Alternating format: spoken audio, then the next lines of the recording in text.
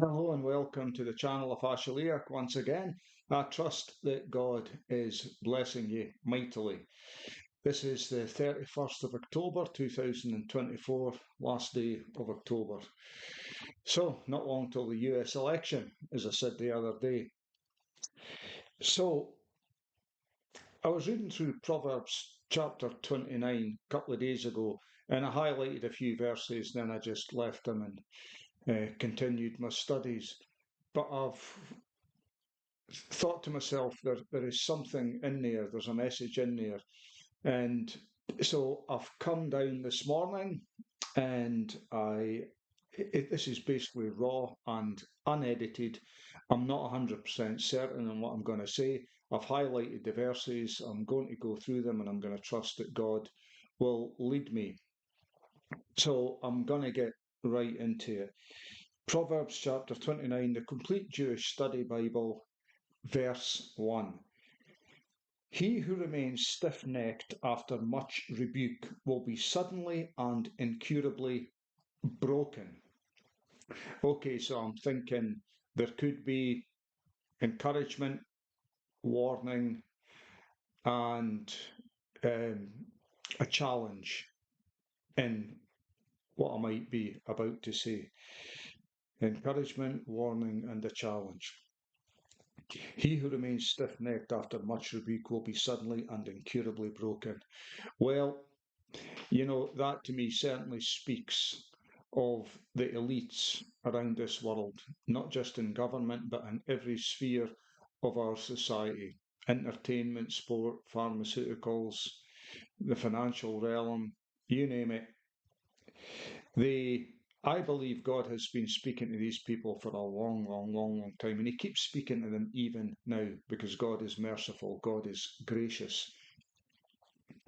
But very much like Pharaoh in the book of Exodus, they remain hard-hearted or stiff-necked. But the encouragement here is they are going to be suddenly and incurably broken. And I believe that is actually happening right now, but it's going to happen in increasing measure as we go on.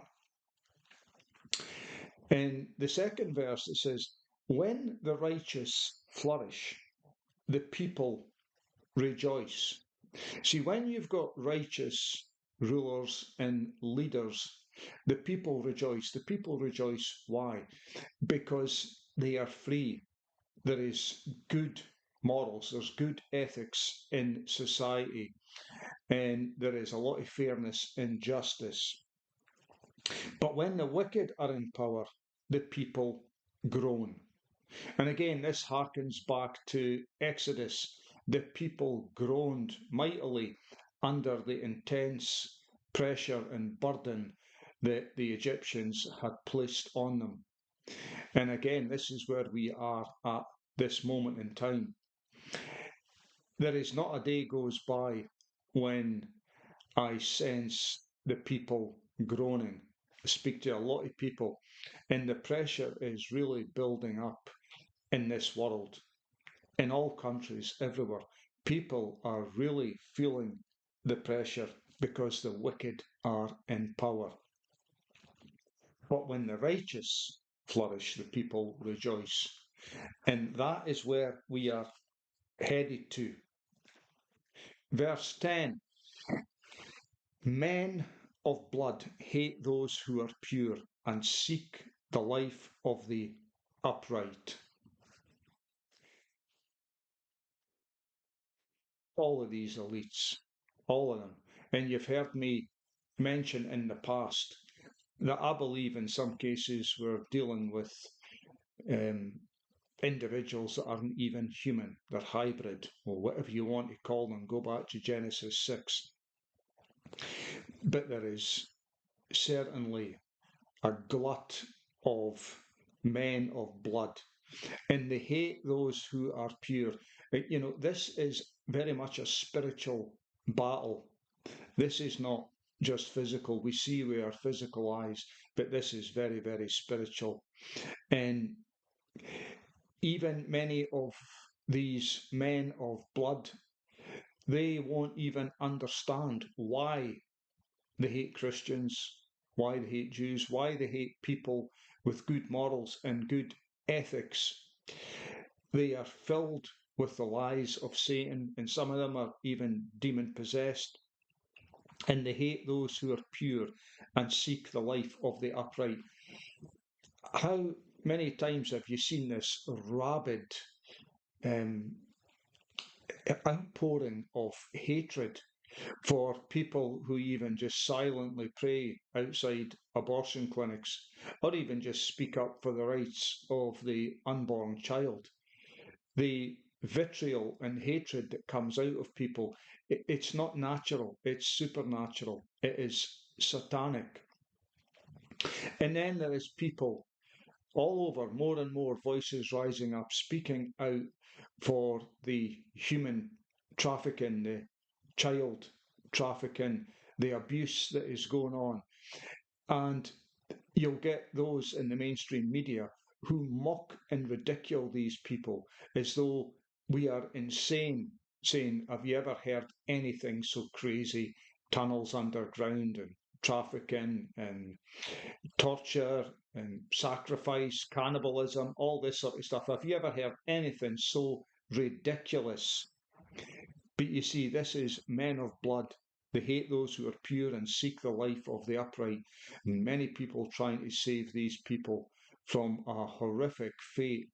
And this has been going on for many, many, many years. But they're mocked and ridiculed. And this is deliberate from the mainstream media, who are often called the false prophets of Baal, because that is exactly what they are. They tell us something on the mainstream media, on these news programs, and they expect us to believe their lies, and indeed they are lies. But people are waking up to this. I've heard stories of anything from up to 300,000 or 80,000 to 300,000 children going missing a year in the United States, and something like 8 million around the world. 8 million. That is more than 1.5 times the population of my home country. It's more than 1.5 times the population of my current country. 8 million every year. And I wouldn't be surprised if that figure is even higher. Where do these children go? What happens to them? What do they go through? And we need to ask the question, who is it that's doing this? Who would commit such heinous crimes? Crimes beyond the imagination of your average person in the street. They couldn't even conceive of some of the stuff that's going on. And like I say, it's not just the trafficking, it's what happens. It's the abuse, the torture, murder, the sacrifice, and cannibalism. You can't get much more horrific than that. But people are waking up to this. These men of blood, they hate those who are pure. You might have heard, I'm trying to remember that guy that did a film on highlighting this trafficking situation. Jim, he played Jesus in The Passion of the Christ. Caviezel, I think his name is Jim Caviezel. Him and there's another guy, and they have done so much to highlight the plight of these people, and yet they are mocked, they're ridiculed, horrible stories are made up about them, but they are pure and they keep on going. And there is men of blood who want to kill these people, but God protects his own. Verse 12, if a ruler listens to lies, all his officials will be wicked.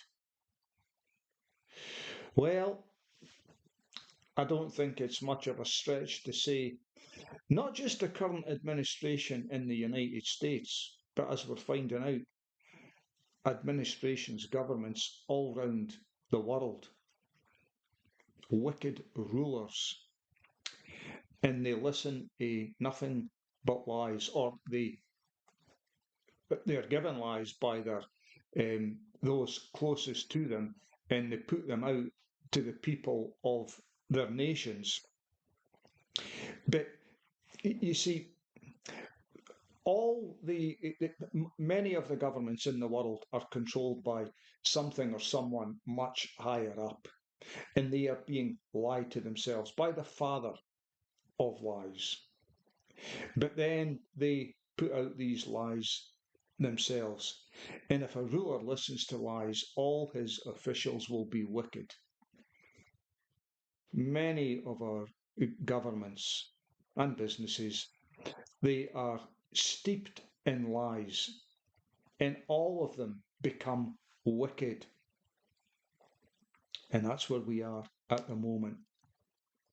Verse 18, without a prophetic vision, the people throw off all restraint, but he who keeps Torah is happy. This world is in desperate need of a prophetic vision, and they couldn't have any better prophetic vision than a vision of Jesus Christ, a vision of the cross where he paid the price for the sin of all mankind. There needs to be a bringing back of morals. See, it goes on to say, but he who keeps Torah is happy. He who keeps God's law, he who keeps God's standards, ethics, morals, principles. Now, I'm not saying we need to follow the law as some may teach it. What I'm trying to get to is this whole world needs to be brought back to a proper standard of ethics, principles, scruples. The people throw off all restraint. What do you see everywhere? I mean, look at some of these, even these television programs. They are sickening. Some of the things they do for their 15 minutes of fame. In fact, someone sent me a clip, and I think it's maybe from, it could be a couple of years old, 3 years old, I don't know. But it was someone, a very famous person called Chrissy Teigen and her husband. But they were asked the question, I think it was something like, where was the best place you had sex? Something like that. Now, to be asking that question on a programme that is watched by millions of people is sick and crazy anyway. But the answer was, oh, I think it was the Obama thing. That was basically what she said, the Obama thing. Well, what did she mean by that? Well, I've got a good idea what she meant by that. And then our husband started to laugh, and the interviewers were laughing as well. Now, I believe this ties in with a whole Jeffrey Epstein, human trafficking, P. Diddy, the whole lot. And to just be blatantly laughing at that sort of thing, it shows you the depravity and the sickness that is in society. The people cast off all restraint without a prophetic vision. There is no godly prophetic vision in the lives of these people. But we need a vision like that to come back to the body of Christ. There has to be a vision. There has to be a returning to the standards, good morals, good principles, good scruples. We have to have these standards brought back, appropriate behaviour, appropriate things on TV and radio. These standards must be brought back because this madness has to be brought to an end. Now, that's a challenge for us to do our part. But I have no doubt, like I say, we're getting close to the US election. Now, this might not go the way some people think, but I've no doubt ultimately it's going to end up in favour of a good regime. We will have a good ruler, someone who doesn't listen to lies, someone who will tell the truth.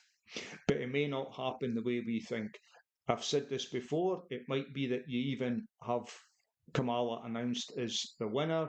You might not even have an election. The world might get shut down.